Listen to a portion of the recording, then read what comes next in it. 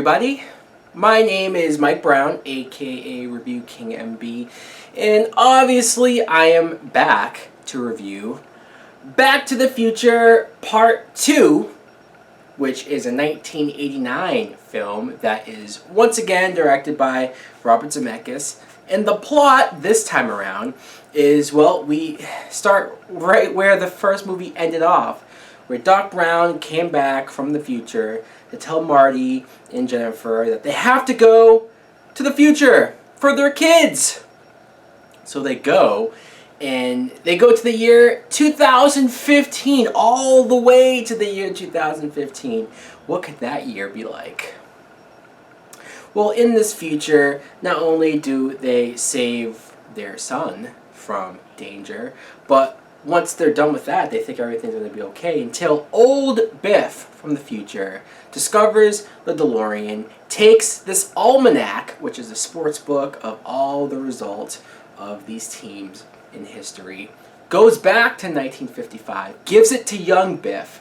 So when Marty and Doc go back to 1985, it's an alternate universe where Biff is rich. He looks like Donald Trump. He has a hotel. He married Lorraine, Marty's mom, and it's hell.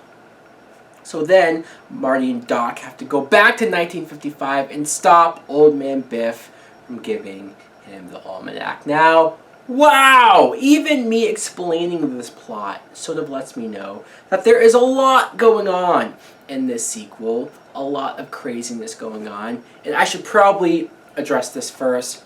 What do I think is better? The first Back to the Future or the second Back to the Future? Because there are plenty of people who have gone on record to say that Back to the Future 2 is their favorite Back to the Future movie, that they do like this better than the first movie, and that's cool. I understand that. It probably has a lot to do with which one you saw first as a kid, which one you saw more as a kid. Me personally, I saw the first movie first. I watched the first movie more than any of the other ones. So that's my favorite, but I will admit there's a lot going on in this film. There's a lot of fun to be had with this movie, so I don't blame anybody for liking this one. Let's talk about the future. How when they get to the future, it's all flying cars, it's self-drying jackets, it's self-tying Nike shoes. I want this stuff for myself. Or what about hoverboards? Where, oh where are my hoverboards? It's 2015. I've been waiting my whole life to buy a hoverboard. I will pay some damn good money for a hoverboard. I mean, just the scene, the chase scene of Griff. He's like the son or grandson of Biff. Very over the top and very cartoony, Griff is.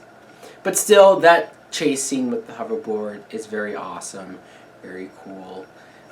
Let me talk about Jennifer. Jennifer is Marty's girlfriend. She is now played by a different actress. The first movie she was played by Claudia Wells, who I enjoy a lot. I like her a lot. I thought she was perfect as the girlfriend. This movie, this new actress, I'm not going to blame her for anything. I'm not going to say like she's a horrible actress, because I don't want to say that. That's mean. Maybe it's the material for her, which is almost nothing. Even Robert Zemeckis admits that it was a horrible idea in retrospect to put the girlfriend in the DeLorean in the ending of the first movie. That just shows that he didn't plan on doing a sequel, because he just put it all in there. Then when it got time to make a sequel, he said, fuck, I have to put her in this story now from that. It sucks that the same actress didn't come back, and it sucks that Robert Zemeckis felt restricted or constrained to having her here, because then he just knocks her out and she's unconscious for like half the film. Or not only unconscious, but then they just get rid of her and leave her on the doorstep of her house back in 1985, which, mind you, this 1985 is like a more crime-ridden, dangerous area, so she's just out there in the open. That's not dangerous or anything. A lot of people will give Eddie Murphy credit for playing dress up and playing all these different characters, being in a dinner scene with the family, but every person in the family is played by Eddie Murphy. Well, Michael J. Fox did it first. In this movie, he plays himself, the father, he plays his son, and he plays the daughter, all at the same time. Let's give credit where credit is due. I'm just saying. But this almanac, because this whole movie revolves around this almanac, this sports book that becomes very important for many different reasons. I don't blame Marty for wanting to gain a little bit of extra money. I really don't. But when Biff gets a hold of it, yikes. That spells a lot of danger. And for anybody who might have liked Biff in the first movie, you get a whole lot of Biff here. He's all over the place. You get Old Man Biff from 2015. You get Griff, which we talked about.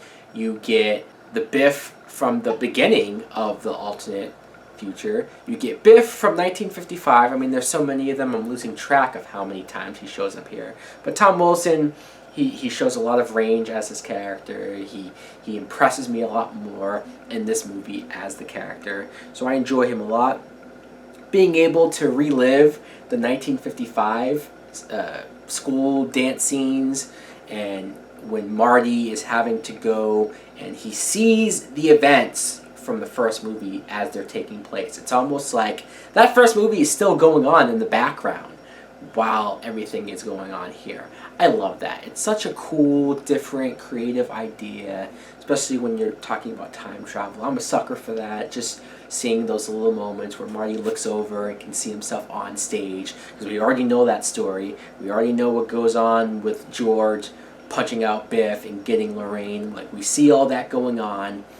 Very cool. Speaking of George McFly, Crispin Glover did not want to come back for this sequel. For whatever reason, I think it had to do with money. That sucks, because I like the character. I would have liked to have seen them do something with him. But Robert Zemeckis was like, fuck that. Let's get an actor that looks enough like him. We're going to put him in makeup anyways to do the old man version. And then in the alternate 1985, they have George McFly murdered. I mean, they don't show it, but it's a fact that he has been murdered. And he was murdered by Biff. What? That's heavy. Like, no, seriously, Doc, that's heavy. That's very dark for Back to the Future to go there. And the fact that Biff ends up with his wife, like, talk about making Biff even more hated than ever before. There's this ongoing joke where if you call Marty a chicken, he hates that. It will get him riled up, and it will make him do something stupid that he probably knows he shouldn't be doing, but just to prove he's not a chicken, he'll do it. They do it at least 3 or 4 times in this film, and it's almost like, where was this? Where did this come from? They never mention it in the first movie. However, it's pretty hilarious, especially by the 4th time I'm sitting there like, it's a joke. It's funny.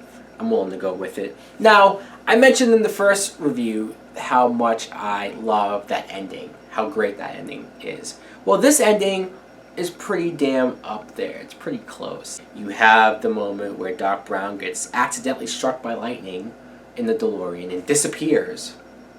And then this guy drives up to Marty in the rain with his hat and suit and is acting all creepy until he gives him a letter from 70 years ago, 1885, and it's from Doc Brown telling him he's okay and where he is and all this stuff. And then Marty runs to 1955 Doc Brown, who had just sent Marty back to the past, and tells him, I'm from the future. I'm here. And Doc Brown faints, and it to be concluded. I didn't see this in the theater. I was too young. But if I had been there to see this in the theater, holy hell, I don't know if I would have been pissed or what, because that's one hell of a conclusion. Talk about making you want to come back for the sequel. That's pretty damn awesome. Obviously, I very much enjoy this sequel. I do. I might not love it as much as the first, but I still have a blast with this film. Anyways, guys, let me know in the comments below, what do you think of Back to the Future Part 2? Do you like it more than the first movie? Thanks for watching. Like, comment, subscribe. Later!